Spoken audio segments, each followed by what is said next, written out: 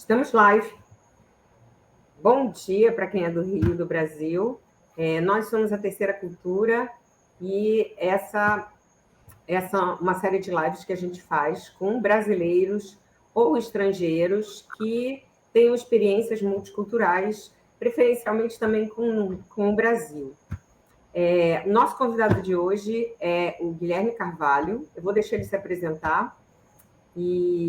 Mas eu esqueci de falar que a Terceira Cultura é uma empresa que trabalha com times multiculturais de treinamento, coaching e mentoria.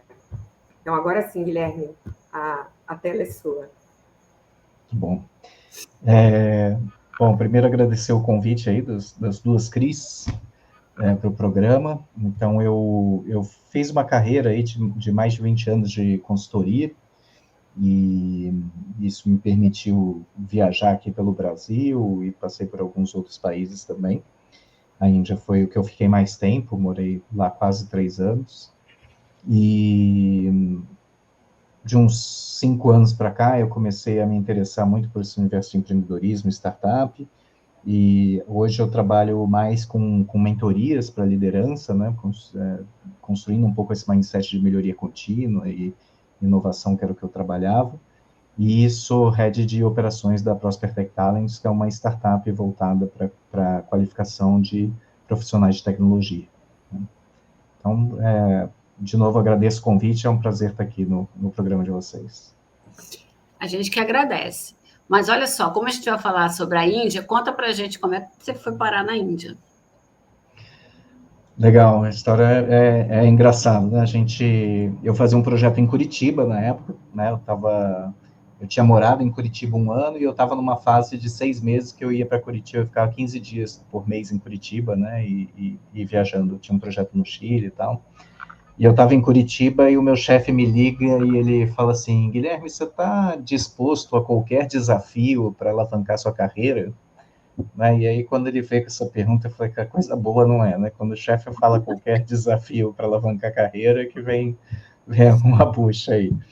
E a gente já tinha um projeto global, eu posso até falar, era para a Alstom Hydro, né? Hoje a Alstom Hydro pertence à GE, e a gente tinha esse projeto global para a Alstom, que tinha começado no Brasil e na China, e a Índia ia começar no ano seguinte, e essa era a proposta dele, né? A proposta dele era que eu fosse executar esse projeto lá na Índia por 6 meses, e depois voltasse, né? O contrato era um contrato de 1 ano, ele já previa a troca de um consultor no meio do contrato, porque eles já achavam que ia ser difícil alguém querer ficar mais de 6 meses lá na Índia, na época, e aí eles veio com essa proposta, né? Você vai lá para a Índia, fica 6 meses e volta, né? Foi assim que eu fui parar lá, né?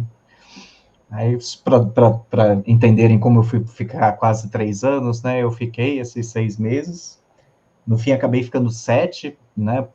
Porque quando veio o outro consultor, o diretor de operações lá da Índia, que era até um brasileiro, ele pediu para eu ficar 1 mês a mais fazendo esse overlap, essa passagem do trabalho para o outro consultor. Então, eu voltei para o Brasil, isso foi em setembro de 2008, né? Eu fui para lá mais ou menos em fevereiro de 2008, voltei em setembro de 2008. No fim de outubro, já estavam falando de eu voltar para a Índia de novo, dessa vez para eu assumir o cargo de gerente de excelência operacional do site, numa função terceirizada, né? Eu ia continuar como funcionário da consultoria, mas eles queriam que eu entrasse na empresa, dentro do organograma, sendo gerente de excelência operacional, e que eu pudesse construir a equipe lá de indianos e capacitasse alguém para me substituir depois de 1 ano. Né? Então, eu fui para ficar mais 1 ano e acabei ficando mais 2 nessa função de gerente de excelência operacional do site. Qual a cidade? A cidade, essas cidades da Índia tem 2 nomes. Então, o nome indiano dela é Vadodara, né? E até outra coisa engraçada do início da minha história, porque meu chefe virou para mim e falou assim: não, é para ir para a Índia, na cidade de Baroda. E eu fui pesquisar Baroda no Google e eu não achava nada. Baroda, Índia, eu não achava nada. E eu ficava assim: nem o Google conhece esse lugar que eu estou indo. O que eu vou fazer lá, né? E aí eu pesquisei no site da Alstom, né, quais eram as plantas dela pelo mundo e achei Vadodara. E aí eu voltei pro meu chefe e falei assim, tem uma cidade lá, Vadodara, não é isso? Não, ele falou, então é isso. Caraca. E aí era essa cidade, era no estado de Ahmedabad, é um estado noroeste da Índia ali, faz fronteira com o Paquistão. Baroda, né, ou Vadodara, é uma cidade bem perto da capital, né, que na verdade, o estado se chama Gujarat, a capital que é Ahmedabad, né? Então, uma cidade bem perto de Ahmedabad, que é a capital de Gujarat, que era onde eu estava. Né? E aí depois eu fui entender isso, né? O indiano fala Vadodara, então os ingleses começaram a falar Baroda, e então ela tem esses dois nomes aí. Às vezes as pessoas chamam de Baroda, às vezes chamam de Vadodara. Que história, né? É muito engraçado isso, né? Você vai morar lá na Índia, que cidade? Não sei, vê aí, é uma cidade aí, né? E aí a pessoa vai completamente despreparada. Ô, Guilherme, cada vez que fala em indiano, e eu já morei na China, estou aqui na Polônia, os indianos estão em todos os locais. Não tem um call center de nada que a gente usa aqui internacionalmente que não tenha um indiano no call center. E, por outro lado, se você vê o presidente global do CEO global da IBM hoje, é um indiano. O que você acha que faz parte da cultura deles, que faz com que eles tenham essa capacidade de estar em todos os locais e ocupar todos os cargos? Pelo menos essa é a percepção que a gente tem. Legal. Cris, antes, assim, contextualizando um pouco para o público, né, então já falei um pouquinho, eu estava na Índia já tem bastante tempo, de 2008, voltei em dezembro de 2010, né, e eu estava nesse lugar, né, Baroda, que era ali no estado de Gujarat, né, e esse estado é o estado mais conservador da Índia, tá, é o estado mais religioso, é o único estado que é proibido bebida alcoólica, por exemplo, né, que é uma das características lá de onde eu estava. E a Índia é muito pluricultural, a gente acho que vai falar um pouquinho disso aqui hoje, mas a Índia é muito pluricultural. Então, quando eu estou passando as minhas impressões aqui, são impressões minhas daquela época, né? É importante dar essa contextualizada, né? Meu pai, ele é acadêmico, né? Ele foi professor da Unicamp, hoje está aposentado, e eu lembro quando eu fui para lá, ele falava assim, os indianos são muito inteligentes, tem muito doutor indiano, né? Nos Estados Unidos tem muito indiano nas faculdades e tal. E o que acontece, né, que eu vejo assim, é que a Índia acaba ganhando muito nos números, né? É uma população hoje de 1,4 bilhões de pessoas, né? Então, se eu pegar, no caso do exemplo que meu pai trouxe, né, se eu pegar os 10% mais inteligentes, já são 141 milhões de pessoas, já mais da metade da população do Brasil, dos 10% mais inteligentes. Se metade disso fez doutorado, já são em 70 milhões de pessoas que têm doutorado, né? Espalhadas pelo mundo, né? Porque as universidades indianas não vão conseguir absorver 70 bilhões de doutores, né?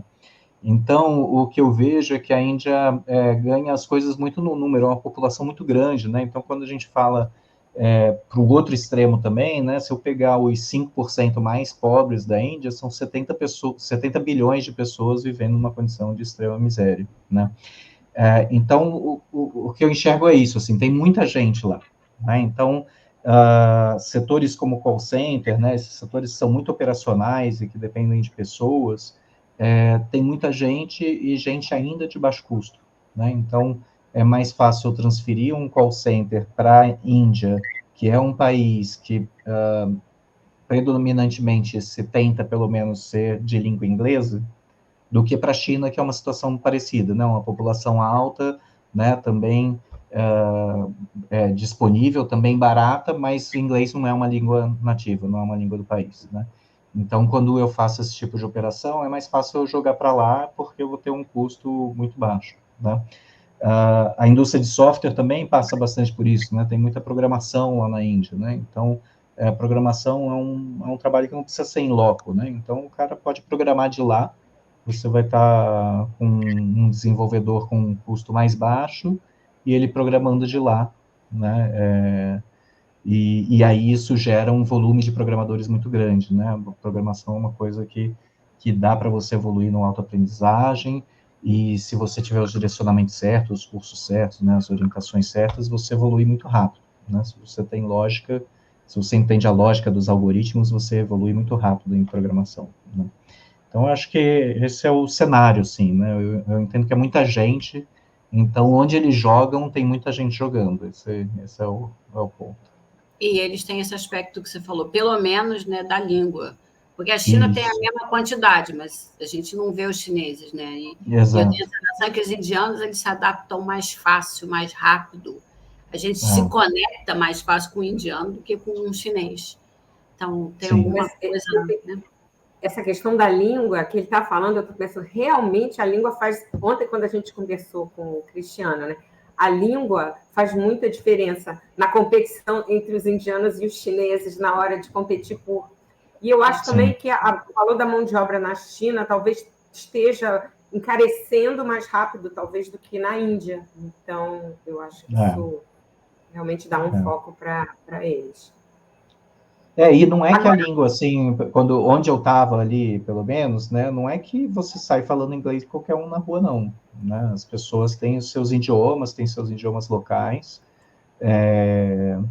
Dentro da Índia, né, indiano com indiano tem gente que não se entende, porque não fala nenhum idioma em comum, tá?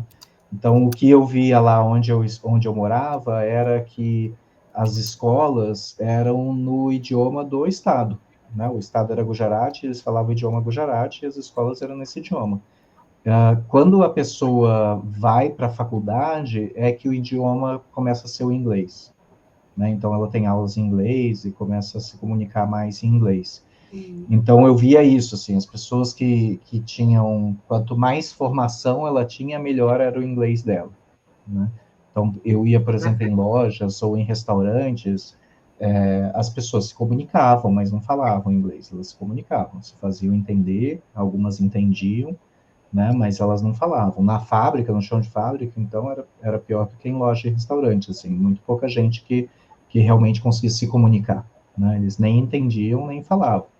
Você tinha que falar o idioma local, ou em Hindi, que também é um idioma que predomina muito no norte da Índia. Assim. E como é que são? Tem coisas em inglês, por exemplo, na rua, sinalização, no supermercado, Tudo em é inglês. tudo no idioma do Estado. Não, é tudo em inglês, porque o idioma oficial da Índia é o inglês, né? Mas não significa que as pessoas falam. A nota de rupia, por exemplo, ela vem escrita em inglês, né? E vem em Hindi. Nos maiores, né? Nos textos maiores, assim, ela está em inglês e está em Hindi. E aí ela tem uma listinha no canto, assim, dos principais idiomas da Índia, qual é o valor daquela nota. Né? Mas o oficial é inglês. Então, as placas, né? As comunicações, as placas oficiais eram em inglês e às vezes em algumas poucas em Hindi ou Gujarati.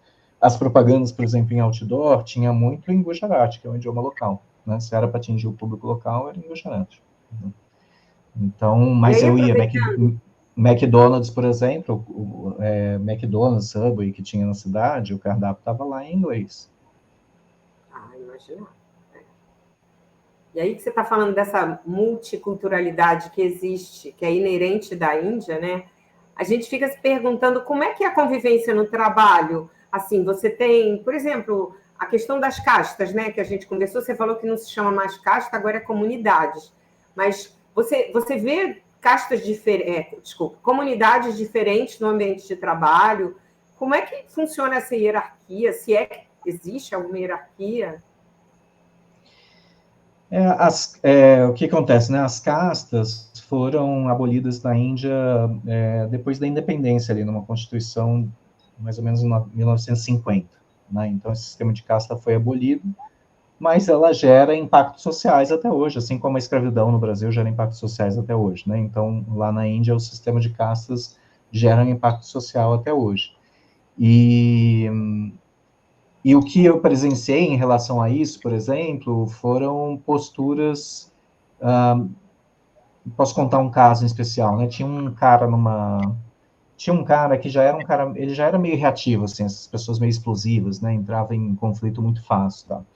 E um dia ele entrou numa discussão com outro engenheiro lá, ele era engenheiro, ele entrou numa discussão feia com outro engenheiro numa reunião. E aí ele foi chamado pelo diretor de operações, que na época era um francês, e foi chamado para conversar, né? E ele começou, ele já tinha recebido esse feedback, ele era muito explosivo várias vezes, né? E o francês começou a falar, cara, você precisa se controlar, né? Você não pode entrar numa discussão desse jeito numa reunião, né? Começar a gritar desse jeito. E aí ele começou a se exaltar e falou assim, não, ele não pode falar desse jeito comigo. E aí ele desabotou a camisa e puxou uma corrente que ele usava, que é uma corrente que usa atravessada no corpo, assim. E ele falou assim, eu sou um Brahmini, ele não pode falar desse jeito comigo. Porque sei lá que casta que o cara vinha, né, descendia originalmente. Eles sabem pelo sobrenome, sabe? Pelo sobrenome indica um pouco a casta originária do cara. Então, e aí o francês, puta, como é um elemento cultural muito forte, esse ele não soube nem o que dizer. Né? Ele só continuou falando, cara, mas ainda assim você não pode. Depois ele foi falar com o diretor de RH, que era um indiano, sobre o caso, e o diretor falou, cara, isso é assim mesmo, é difícil, né? Mas a gente tem essas questões culturais aqui ainda assim, né? Então esse é um caso que foi bem explícito, essa questão, né, da influência da casta no comportamento, né, do cara não aceitar uma contra-opinião ou uma opinião diversa porque aquela pessoa é de uma casta inferior a ela, né? E por outro lado, aí é uma observação minha, o que eu via é isso, assim, ó, quem tem uma origem brahmine, né, os brahmins eram as castas do conhecimento, da sabedoria, né, eram os sacerdotes originalmente e tal. Então eles têm um pouco essa postura de, cara, eu já sei o que eu preciso saber, eu já sei tudo, eu sou mais letrado, né?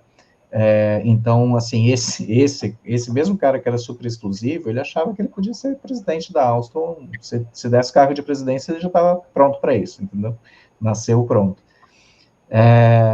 E tinham pessoas que eu achava muito boas, né, que eram pessoas mais simples e que muito provavelmente provavelmente não, com certeza de originárias de outras castas, que eu falava pro cara assim, tinha um cara que eu gostava muito, eu falava assim, cara, eu acho que você, eu até puxei ele para minha equipe na época, e eu falei assim, cara, quando eu for embora, eu acho que você tem que sair daqui para ser gerente da fábrica, né, da área de usinagem, que era a área dele.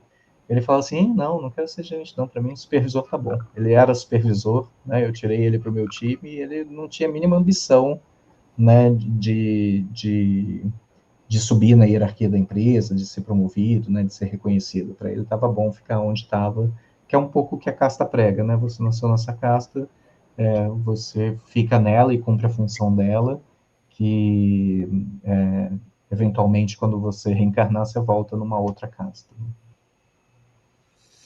E é impressionante, né? É isso que a gente fala.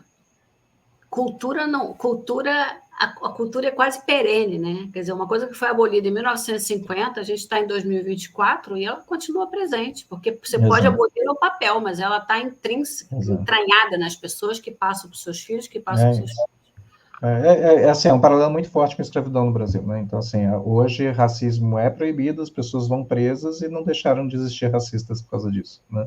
Então, é a mesma coisa na Índia, né? As castas foram proibidas, não se pode mais falar, né? E ter preconceito por questões de castas, mas isso não significa que as pessoas não vão ter. Né? Meu marido contratou um indiano recentemente e esse indiano, ele está... Ih, a Cris caiu.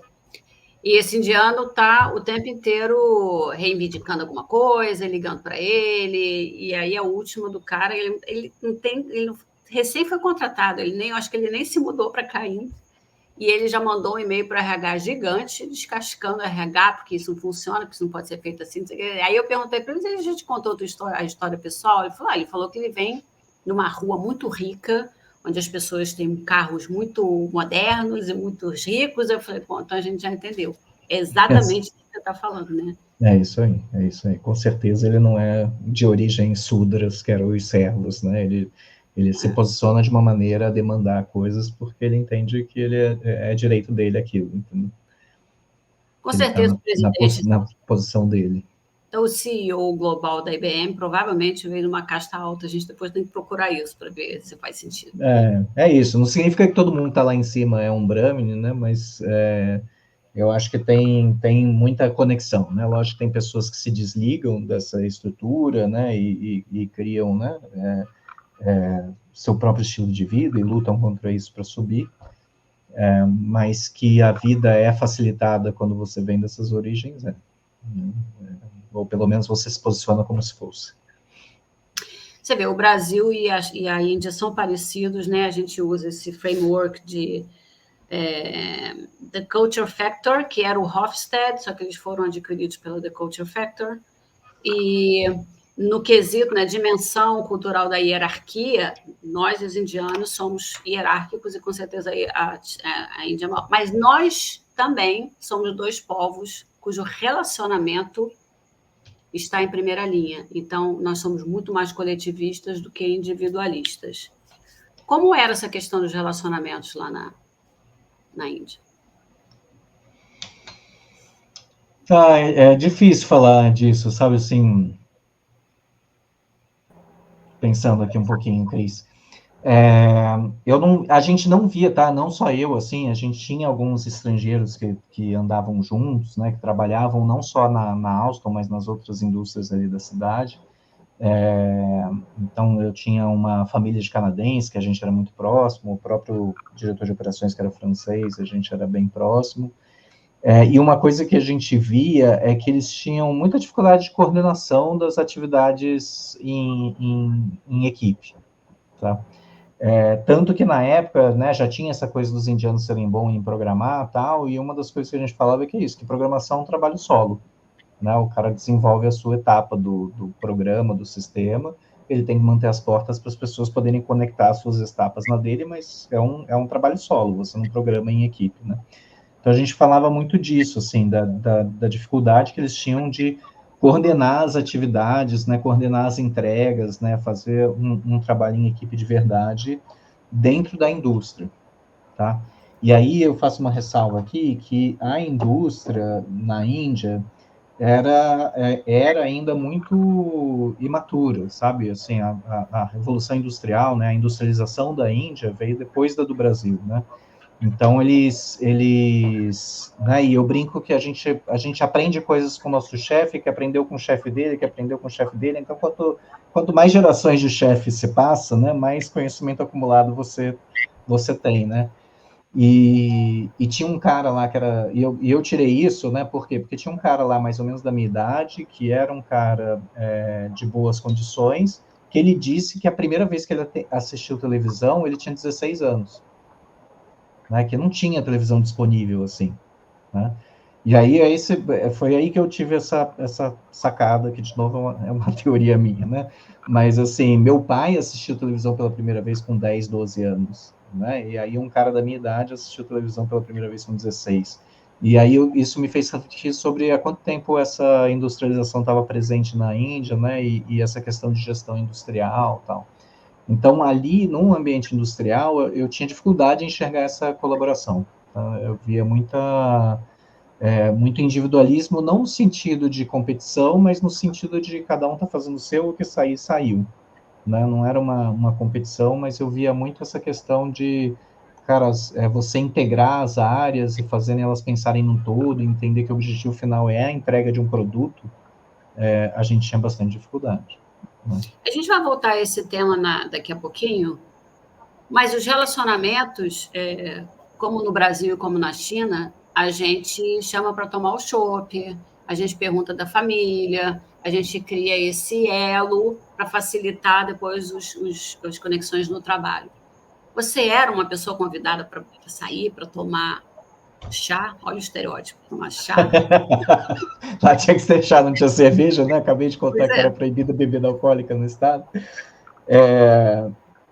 Os indianos, eles são muito centrados na família, né? Então, eles giram muito em torno da família e menos em torno dos ciclos de amizade, né?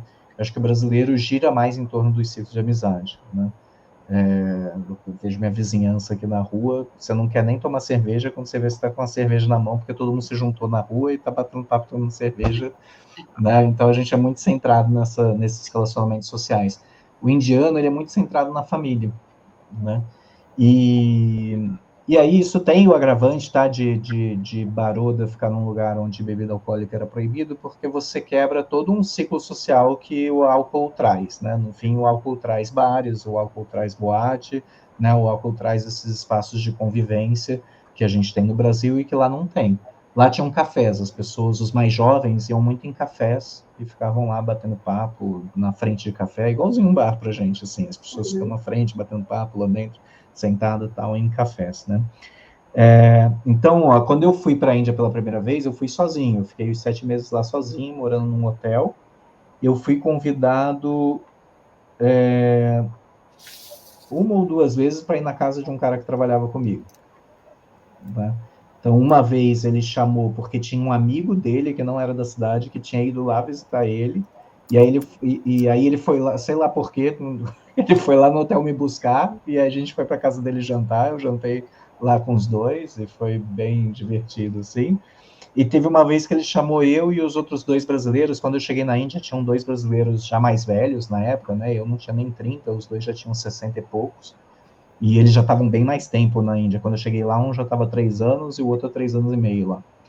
E aí ele chamou só os brasileiros para irem comer na casa dele também, né? E aí a gente foi lá, fizemos um jantar, né, a esposa dele fez um jantar lá para todo mundo. E a gente comeu lá. Então não tinha muito essa coisa social, assim. O hotel que eu morava, que era um hotel internacional, de tempos em tempos ele fazia um jantar só para estrangeiros, né? Era até na cobertura, porque eles davam cerveja, então não podiam descobrir que a gente estava tomando cerveja lá em cima, entendeu? Então era num espaço na cobertura de eventos, eles faziam um jantar, mas era muito mais para os estrangeiros que estavam morando no hotel se conhecerem. Não tinha o indiano, né? O staff do hotel ficava ali, os gerentes, né? Sempre ficavam conversando com a gente, mas não era um evento indiano, assim, era o hotel promovendo um evento para os estrangeiros se integrarem, sabe? É uma sociedade coletivista, mas cujo foco mesmo é a família, né? E o É a Brasil... família. E é uma família mais estendida também, né? Deve ser uma Mais família estendida. mais... É bem... É uma estrutura bem... A gente Pode viu que falar, você caiu, mas você voltou. Welcome back. Então, mas eu estou preocupada com o meu delay. Se vocês estão percebendo algum delay? Não. Não, né, Cristiano? Guilherme. Não. No início eu tava um pouquinho novela mexicana, assim, que você mexia a boca e o áudio vinha um pouquinho depois, mas não tá ruim, não. Hoje está um dia complicado aqui na minha rua. O amigo Fala aí, que agora... Deixa eu só falar esse comentário, porque eu lembrei que o amigo do meu filho, que era indiano, que mora agora em UK, ele falava que ia passar as férias na Índia, ele morava na China, ia passar as férias na Índia, e ele descrevia que era uma casa de 3 andares e moravam todas as famílias ali. A família do meu pai mora aqui, a família do meu tio mora aqui, e todo mundo morava junto. Às vezes eles fazem isso, ou pegam várias casas no mesmo condomínio, né? Mas tem essa questão assim, os pais vão sempre morar com o filho mais velho, né? Então, o filho mais velho casa, constitui família, em algum momento o pai e a mãe dele vão morar com ele, né? E aí, quando tá pai e mãe, os irmãos vêm visitar, então começa a criar essa coisa centralizada na família. Assim. Legal. Cris, pode ir. Pode ir? Então tá. Vocês deviam estar falando, então, da questão da hierarquia e dos relacionamentos. Bom, eu peguei ainda a resposta, mas eu queria aproveitar e falar de uma outra dimensão, que é a indulgência, né? Que a Índia tem um score muito baixo, diferente de nós brasileiros e até de UK, né? Que é uma sociedade onde ter prazer pode não ser encarado com bons olhos, né? E o povo se sente muito restrito. Como é que você acha, como é que os indianos com quem você conviveu, eles relaxavam, tinham lazer, era só em família, como você comentou? Eu via mais a questão da família mesmo. Quando eu cheguei na Índia, né, eu já tinha, por exemplo, né, falando dessas questões de prazer, relacionamento, a gente... quando eu cheguei na Índia, eu já sabia que o casamento na Índia era arranjado, só que eu achei que fosse uma coisa histórica, que não eram mais. Né? Eu cheguei lá em 2008, eu achava que era uma coisa do passado. E quando eu morava no hotel, eu recebia o jornal. Né? Todo dia eu recebia o jornal. E no jornal, no domingo, tinha um classificado de esposas. Para você escolher uma esposa lá, literalmente. Igual a gente tinha, né? Não sei se existia um classificado de trabalho no jornal, lá tinha um classificado de esposas. E eu olhava aquilo e falava assim, puta, deve ser uma herança dessa época, né? Às vezes as pessoas ainda, né, algumas pessoas ainda preferem arranjar casamento e tal. E depois eu descobri que não, que todo mundo ali tinha casamento arranjado, que todo mundo que trabalhava comigo teve o casamento arranjado, né? E alguns poucos tiveram a chance de conhecer a noiva um pouco antes, né? Mais raros ainda tiveram a chance de recusar, e muito mais raro escolheram. Eu conheci um cara que disse que escolheu, conheceu a esposa dele na faculdade e que disse que queria casar. Ainda assim, eles fizeram todo o ritual que tem de escolha de esposa, eles fazem uma pastral lá. E ele me falou, rindo, né, que uma pastral disse que não daria certo, e ainda assim eles quiseram se casar, e os pais aceitaram, eles se casaram, né? E estavam juntos até aquele momento ali. Mas o resto são, assim, os pais decidem, né? Tem esse negócio mesmo de fazer uma pastral para ver se funciona, para ver se bate, e decide e faz o casamento. O pai da noiva paga o dote e eles se casam, né? E tem uma coisa interessante também, porque lá na Índia, quando você tem filho, o filho fica muito tempo no quarto dos pais, né? E quando o indiano me contou isso, falou, não, as crianças dormem aqui, eles dormem anos nos quartos dos pais, assim, em colchonetes no chão e tal. E aí, uma vez eu perguntei pro cara, falou assim, cara, mas aí como é que vocês fazem mais filho? E ele me respondeu assim, very, very quietly.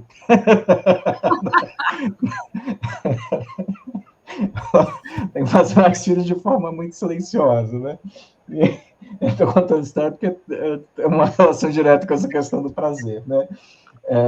Você não vai ter prazer com uma de filho dormindo no seu quarto ali, né?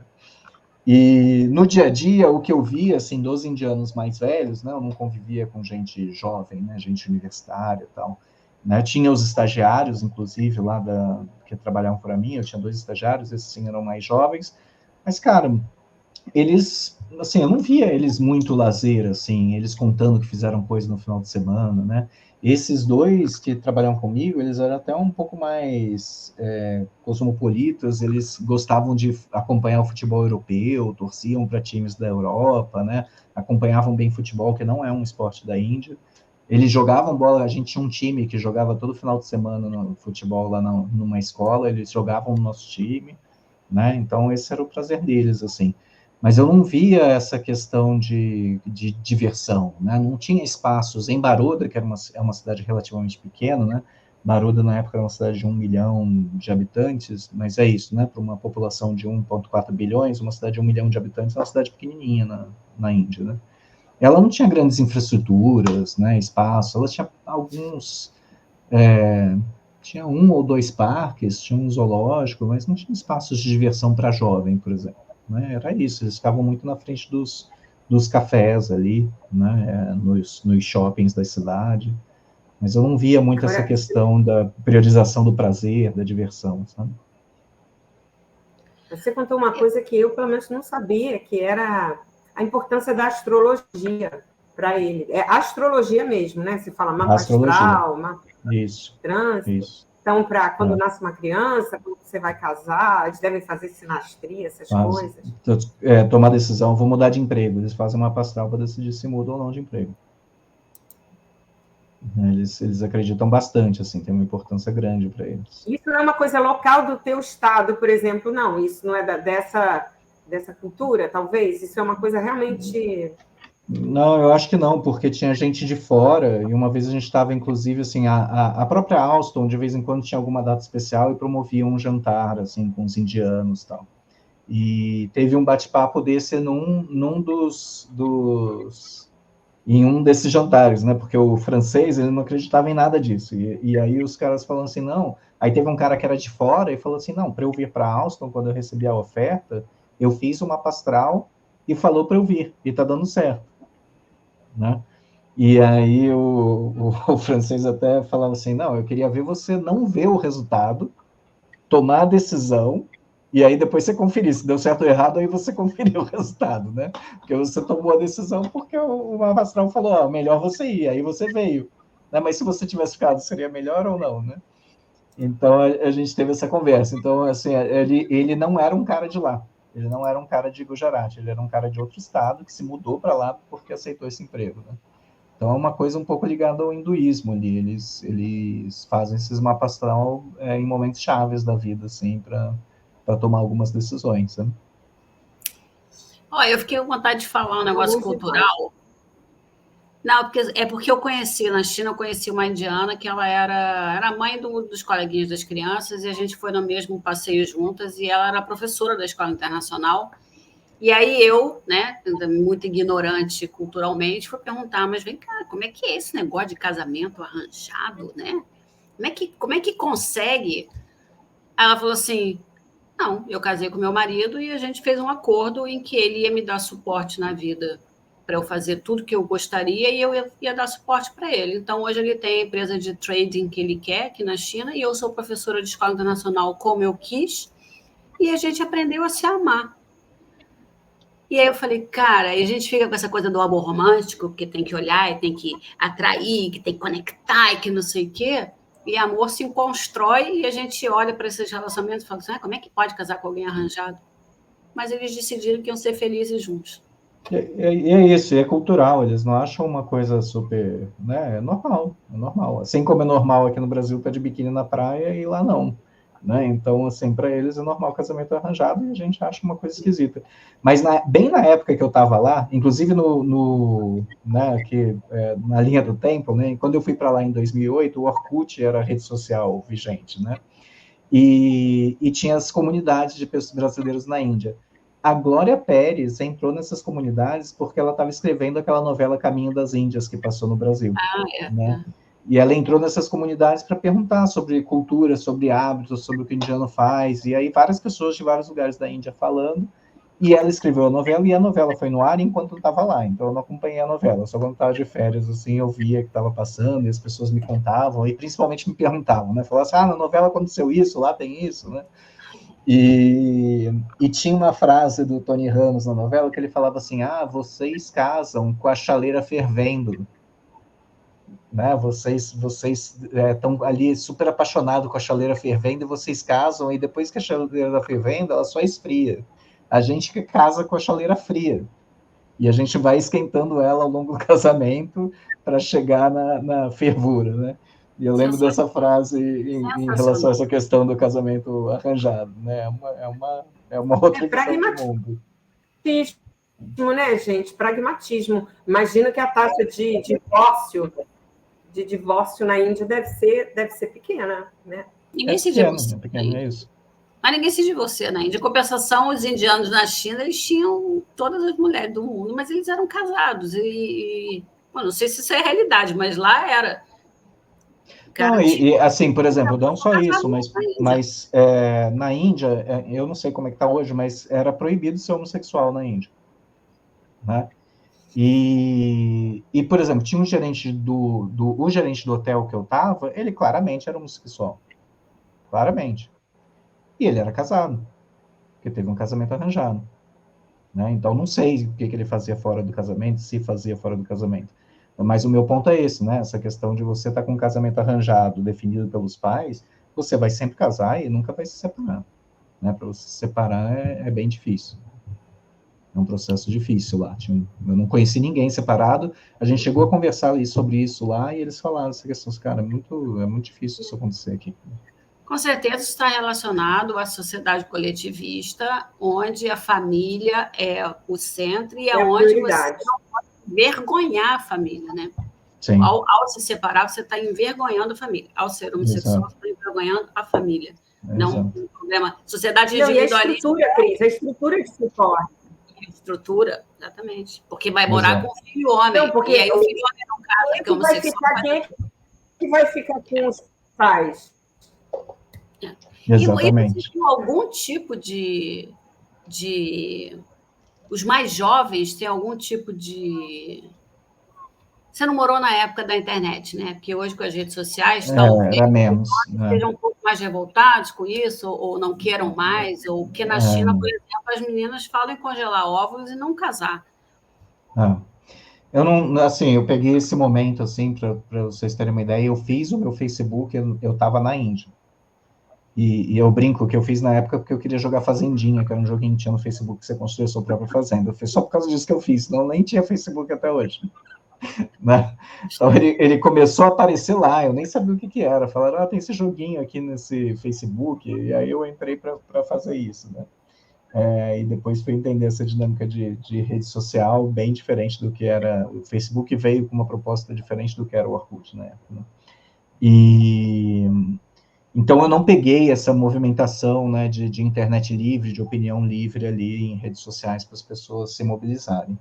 O que eu posso dizer são desses dois jovens, assim, esses dois estagiários que eu tinha lá. Eles tinham uma visão um pouco diferente de mundo, assim, né, do que eles queriam para ele, mas assim, é isso. Eu segui acompanhando, em contato com eles um bom tempo, e os dois tiveram casamentos arranjados, né? Mas dentro dessa dinâmica, assim, essa vai ser sua futura esposa, então agora vocês podem namorar. Ou namorar não é nem pegar na mão, é sair no cinema, né, jantar, comer um lanche no McDonald's, isso é o namorar, né? Então eles puderam se conhecer antes, né, ter esse namoro bem, entre aspas, aí, para os pais baterem o martelo se eles se casariam ou não. Eles tiveram o direito de voto ali, vamos falar assim, eles tiveram o direito de opinião. Se os dois não quisessem, eles não casariam, né? Mas ainda assim foi um casamento arranjado, né? Porque se eles não quisessem, iam arranjar outra noiva, não é que ele sair por aí, né, escolhendo quem ele queria. Cris, vou aproveitar que a gente está falando de casamento e ia trazer uma questão que a gente deixou mais para o fim, mas eu estou até com medo dela não aparecer, que é das mulheres no ambiente de trabalho. Quer dizer, a mulher, ela, não sei qual é o papel dela na sociedade indiana, ela trabalha, ela tem voto igual, como é que é a relação dentro do casamento também? Vamos lá. Tem algumas dualidades, assim, né? Então, assim, tinham mulheres que trabalhavam, né? Tinham mulheres lá trabalhando na Alstom, nenhuma em posição de liderança, né? Todas elas bem operacionais, mas elas tinham uma certa mobilidade. Por exemplo, tinha uma mulher que era secretária do departamento lá, né? Ela era secretária do superintendente de manufatura. Ela depois que eu fui embora, ela entrou para minha equipe, né? Chamaram ela para entrar para minha equipe e ela entrou, né? Que era uma equipe basicamente de engenheiros, ela não era engenheira, né? Então, assim, ela fez essa mobilidade, ela deixou de ser secretária para ir para uma área onde, né, uma área de melhoria contínua, então onde você está sempre investigando problemas, propondo soluções, onde você tem que lidar com diversos departamentos, né, para falar. E ela, como profissional ali, ela era respeitada, né? Ela começou como secretária do superintendente de manufatura, mas ela era respeitada, as pessoas respeitavam ela, tanto que ela foi para essa área aí, que é uma área que tem que lidar com muitos outros departamentos, né?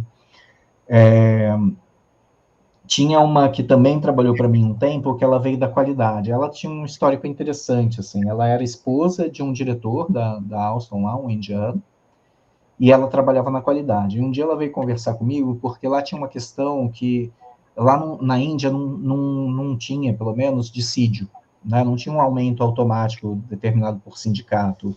Era a empresa que decidia dar ou não dar. E a inflação lá na época era maior que no Brasil, né? Na época que eu estava lá, eram uns 12% ao ano. Eu sentia, assim, porque eu ganhava uma mesada fixa, eu sentia que no fim do primeiro período eu já conseguia adquirir menos coisas do que quando eu fui para lá. Tanto que eu tive reajustes ao longo do período que eu estava lá, né? Mas se a empresa não quisesse dar aumento nenhum, ela não dava. E não era um aumento generalizado, era individualizado. Assim, para você eu vou dar 5%, para você 10% e para você 20%. Né? Era uma coisa mais ou menos assim. E isso era...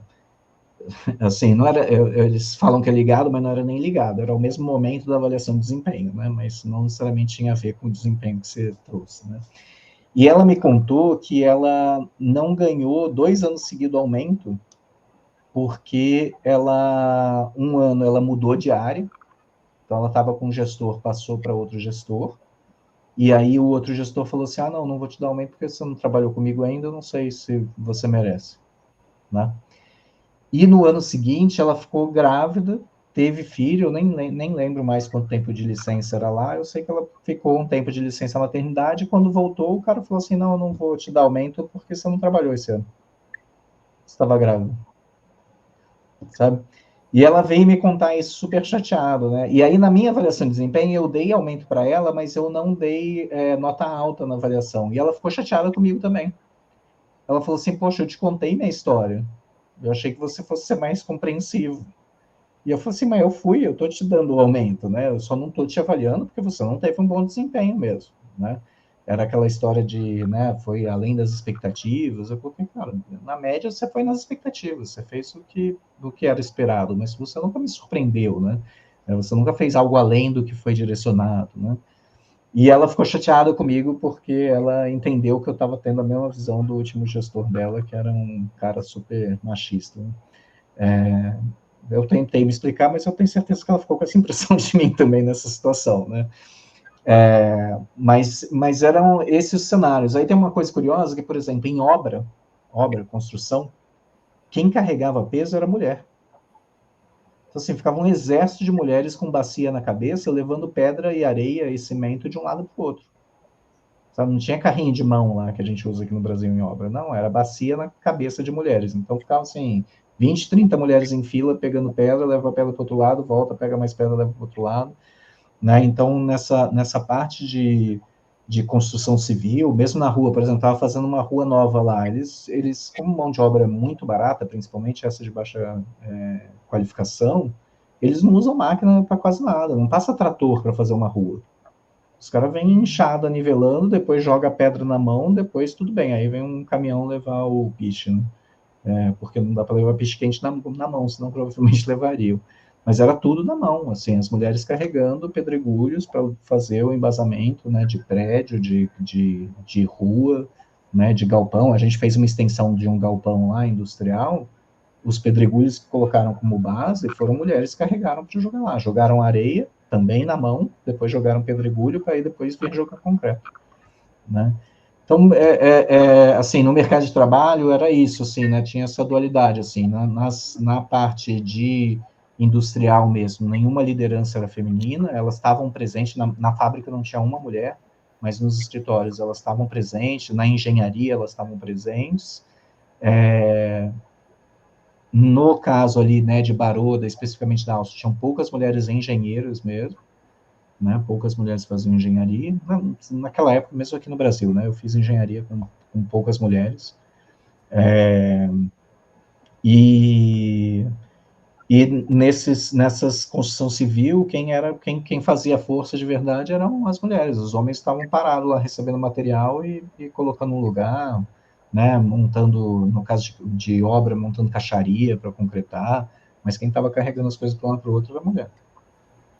Olha, corta para 2023, eu convido a minha colega filipina, o marido e o filho para vir lá em casa, e convido a minha amiga indiana, colega indiana com o marido e as 2 filhas. Vou ter uma mesinha pequenininha para as meninas. Pois ela sentou na mesinha com as meninas, ela não sentou na mesa com a gente. Na hora de ir embora, era sacola de uma, sacola da outra, mais a mochila de uma, mais o casaco, mais não sei o quê. O marido não pegou nada. Ela foi carregando tudo. Eu olhei para aquilo, aí é o momento da inteligência cultural. Né? Eu olhei para aquilo, me deu vontade de dizer, alô, amigo, vamos ajudar a sua mulher. Mas eu Pega uma bolsa aí, pelo menos. Pega uma bolsa.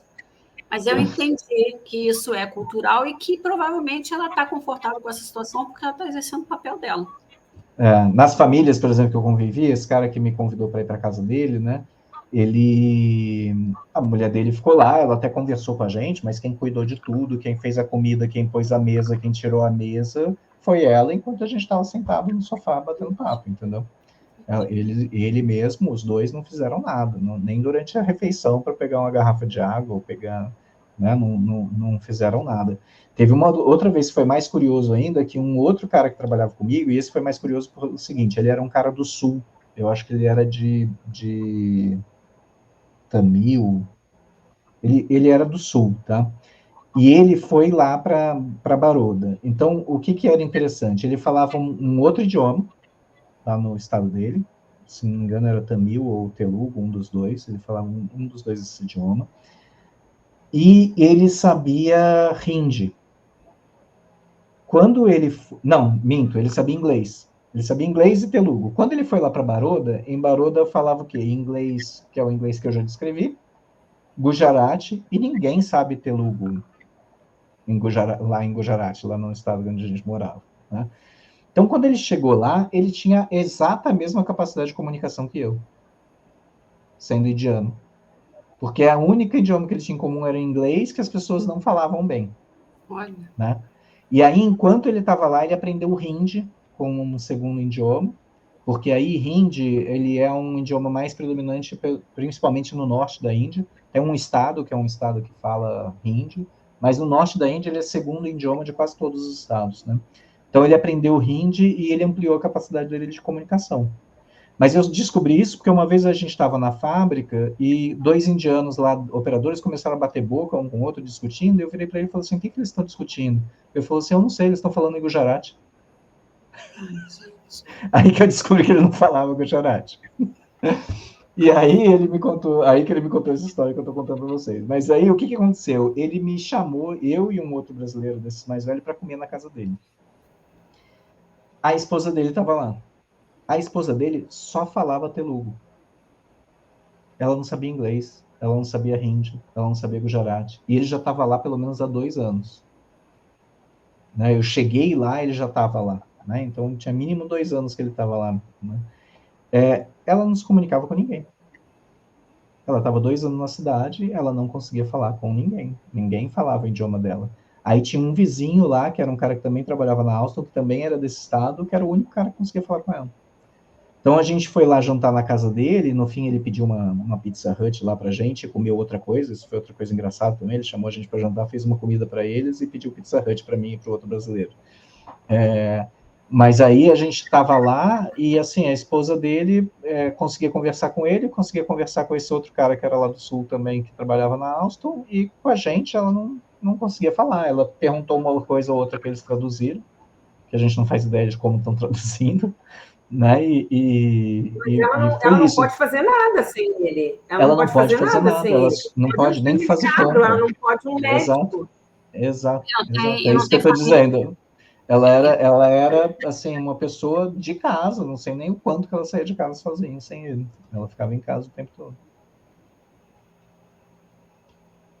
Não, e hoje, talvez, a gente se perguntasse, puxa, mas por que ela não quis aprender inglês? Né? Mas é que na época o inglês não era tão acessível assim online, né? Então, não, online provavelmente... zero. Mas, gente, eu vou falar para vocês, lá na China tinha uma comunidade enorme de brasileiras que não falavam inglês, e muito menos mandarim. Mas os brasileiros se juntam, né? Então vai junto, elas estavam em comunidade. uma que fala inglês. E talvez a comunidade indiana, ela não estava na comunidade dela nem na família dela, então ela estava realmente sozinha. Exato. Porque não falar as línguas.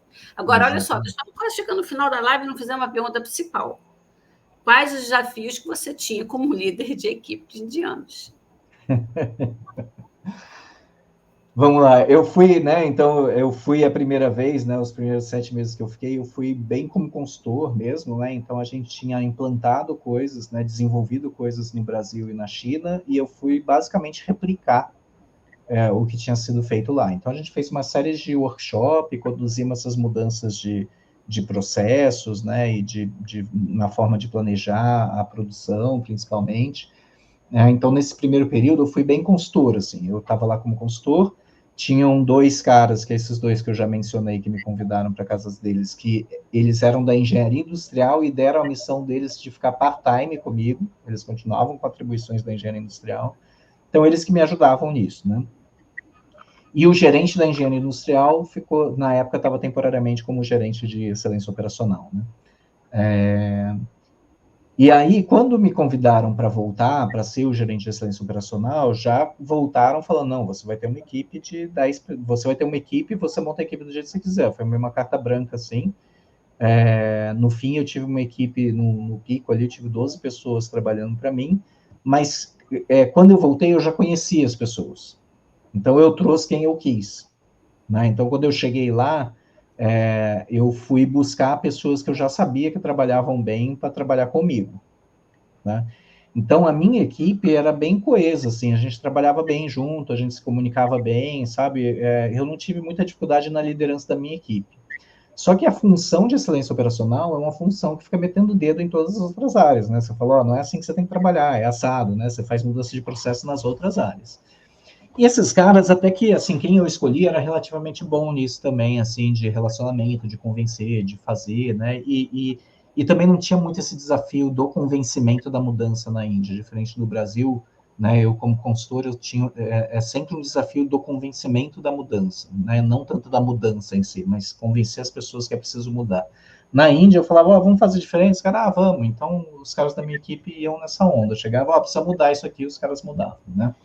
E junta isso ao fato de que eu me posicionei lá de uma maneira que eu acabei virando o braço direito do diretor de operações. Então, as pessoas me respeitavam muito, assim. Se falava que eu estava falando, em geral, o pessoal seguia o plano ali, sabe? Mas o ponto é, em relação a... Aí, quando eu falo, né, então, assim, liderança minha equipe direta, eu não tinha muita dificuldade. Eu tinha dificuldade com meus pares, né, que eram os gerentes das áreas. Todo mundo que respondia diretamente para o diretor de operações era quem eu estava ali interferindo na maneira deles trabalharem, né? E aí tinha algumas pessoas que eles, assim, tinham um só que era explicitamente resistente, né? Que ele também era de outro lugar, eu não sei de onde ele era, mas ele não era dali da região, ele não tinha as características, né? O indiano vai mudando características físicas, dependendo da região, e ele não era dali. E esse era explicitamente contra. Eu falava, tem que fazer isso, ele falava assim, não vou fazer. Não é assim que faz, não funciona isso, porque isso está errado, sabe? Ele era explicitamente contra, era mais difícil lidar com ele. Parecia mais brasileiro isso. Os outros, eles meio sabotavam, né? Então eles fingiam que estavam fazendo, não estavam, ou fazia por um tempo e parava de fazer, ou você transformava numa coisa e depois ele transformava numa terceira coisa que não tinha nada a ver com o que estava antes, nem com o que você falou para fazer, sabe? Então era assim, na Índia eu ficava mentalmente muito cansado, assim, porque eu ficava buscando maneiras de convencer as pessoas de fazer as coisas, de motivar, né? Os fatores de motivação eram muito diferentes do Brasil, então de motivar as pessoas a fazerem as coisas, isso era uma coisa que eu sofria um pouco lá, sabe? Sustentar, principalmente sustentar, assim, a gente fazia mudanças relativamente fácil, mas sustentar as mudanças lá onde eu trabalhava era bem difícil. Você me lembrou no livro do Fernando Lanzer, que a gente já entrevistou, parece que o que você me contou é um episódio onde a hierarquia está falando mais alto, né? Assim, aonde você dava a ordem top-down, tudo bem, mas quando eram os pares, você não tinha hierarquia para dizer para os caras o que fazer. Exato. E aí ele dá um exemplo interessante, que ele fala, e aí, o que acontece no Brasil? Né? Assim, se chega lá o CEO de uma empresa, vai num departamento público, do Detran, para ter carteira de motorista, o cara que manda, que está ali atendente, ele acha que ele é maior do que o CEO, mas o CEO diz, eu sou o CEO, mas é CEO da nossa empresa, e aí tem um conflito. Exato. Eu fico imaginando como é o conflito dessa sensação de casta que não existe mais, e os estrangeiros. Era interessante, assim, porque, no fim, o que a gente sentia lá, eu principalmente, era essa questão da sustentação das mudanças. Então, assim, eles mudavam, mas no segundo que eu parava de olhar... E aí eu tô falando de outras áreas, tá? Então, eu mexia lá na usinagem, ele fazia o que eu mandei fazer. Só que eu ficava 15 dias sem olhar, olhava, não estava fazendo mais, ou estava fazendo diferente, né? Então, eu tinha que estar sempre olhando. Sem contar a dificuldade desses líderes dessas áreas em gerir mesmo, eles eram ruins de gestão, né? Então, eles tinham muita dificuldade em gerir, de acompanhar, de obter resultados, sabe? Você tinha que estar o tempo todo trabalhando junto com eles, por isso que eles deixavam de fazer. E eu conquistei um respeito grande lá, né? Não só pela minha posição hierárquica, mas pela maneira como eu lidava com as pessoas e eu tratava os problemas, né? Então, as pessoas me procuravam bastante para resolver coisas que não tinham nada a ver comigo, né? Como liderança, né? Algumas coisas na esperança que eu falasse para o diretor de operações, né? Mas algumas coisas porque eles, cara, precisavam de alguém que pudesse tentar resolver, que soubesse conversar, que soubesse permear entre as áreas, que soubesse falar com os líderes deles. E tinham questões de vaidade, por exemplo, eu lembro de um caso que é interessante, assim, né? Os caras gostam muito de cargo, né? Então, lá na Índia, por exemplo, eu tinha o gerente da fábrica e eu tinha o Deputy Manager, que eu brincava que era o vice-gerente. Né? Eu falava assim, o cara é vice-gerente da fábrica, né? Então, assim, ele era um supervisor, ele no organograma da empresa, ele tinha lá o gerente da fábrica, abaixo dele estava esse cara como supervisor. Só que ele tinha uma caixinha aqui desbotada falando que ele era o Deputy Manager da fábrica. Que nada mais quer dizer que, cara, quando o gerente está ausente, quem gerencia a fábrica é você. Mas essa já é uma função natural de um supervisor. Né? Não existe vice-gerente. Cara, o gerente está fora, o supervisor mais experiente vai tomar as decisões por ele ali. Né? Cara, fizeram uma revisão no organograma e tiraram esse Deputy Manager dali. Ele ficou possesso. Falou que estava sendo rebaixado, que ele não estava aparecendo mais como Deputy Manager. E eu falava assim, cara, você nunca foi, porque esse cargo não existe. Não existe esse cargo de Deputy Manager. Você nunca foi Deputy Manager porque esse cargo não existe. Não é um cargo que existe. Você é supervisor, olha você aqui. Você já estava aqui. Né? Ser Deputy Manager só quer dizer que você é o supervisor mais experiente, que quando o gerente está fora, você toma as decisões. Não, mas tem que estar ali, porque senão não funciona, não sei o quê, sabe? Então era... Eu vou falar porque, assim, isso a gente falou... a gente não fez a pergunta, mas você já deu 2 exemplos de sociedade que é mais voltada para a competição, mais voltada para o sucesso. Tanto a mulher que reclamou, você me deu aumento, mas você não falou que eu tive uma boa performance. E o cara, numa sociedade hierárquica, competitiva, onde ter sucesso é importante, tirar a caixinha do cara. Tirou a caixinha, apagou a caixinha. Cara, que sacanagem tirar a caixinha dele. Então, eles vinham para mim, né? Esse não foi o único caso, teve outros casos, assim, de relacionamento com o próprio chefe, sabe? Que os caras vinham conversar comigo para ver se eu... Então, eu conquistei ali essa função. E aí vem um ponto importante, né? Porque na Índia tem muito respeito à idade, né? E quando eu fui para a Índia, eu tinha 27 anos ainda, quando eu cheguei lá da primeira vez. Então, quando eu estava nessa função, eu fiquei 6 meses, fiz aniversário, né? Então, quando eu voltei para ser gerente, eu já estava com 28. Mas, cara, 28, um gerente estrangeiro ali na fábrica, eu era muito novo, né? E eu conquistei esse respeito por isso, assim, pela maneira como eu construí as coisas, como eu trabalhei, mas, assim, eu era um dos poucos caras mais novos que era respeitado dentro de uma hierarquia, entendeu? Porque lá é natural que você escolha os mais velhos para seguir em frente, né? Para subir na hierarquia da empresa, porque ele tem mais idade, né? Guilherme, essa live aqui é uma live brasileira, mas a gente tem pontualidade britânica. A gente está com 1 hora de live, a Cris vai e volta, não tem problema. Eu vou fazer a última pergunta. Realmente não resolveram o problema. Mas, Guilherme, você tem que responder em 10 segundos, tá? Tá bom, vamos lá. O que essa experiência com a cultura indiana mudou na sua vida? 10 segundos, olha que desafio. Vamos lá. Eu não estaria onde eu estou hoje se eu não tivesse passado por lá, né? Eu voltei da Índia muito decidido a entender mais sobre pessoas, né? Apesar de eu ter ido novo, quando eu fui com 28 anos, eu já tinha 8 anos de consultoria, eu comecei como estagiário, e eu já estava meio desanimado, assim, porque a parte de processos, de mudanças, né, de processos nas indústrias já não me desafiavam mais. Eu falei, cara, é muito difícil eu entrar numa fábrica que eu não saiba o que eu fazer, que eu tenho que pensar, que eu tenho que desenvolver uma solução. É meio direcionado, né? E ir para lá e trabalhar numa outra cultura, com uma mindset tão diferente do nosso, me trouxe esse olhar sobre, cara, eu preciso entender muito mais sobre pessoas para ser um bom profissional, né? E foi a partir da minha volta que eu comecei a me qualificar nisso, comecei a estudar, comecei a ler, comecei a fazer curso, e isso me levou para um caminho de consultoria diferente da maneira como eu atuava. Posteriormente me levou para a mentoria, né, que me levou a querer criar um negócio de escala, que me levou para a startup, que é onde eu estou hoje, né? Então, se eu não tivesse passado por lá, eu com certeza não trabalharia da maneira como eu trabalho hoje, não trataria as pessoas como eu trato hoje, e eu não estaria, né, na função que eu estou hoje. Sensacional, sensacional, né? Como uma experiência multicultural pode mudar uma vida. Exato. Super obrigado. Foi assim, cara, não dá nem para dizer, porque a gente não sabe nada sobre a Índia, você assim, jogou luz numa opção de coisa que a gente não sabia.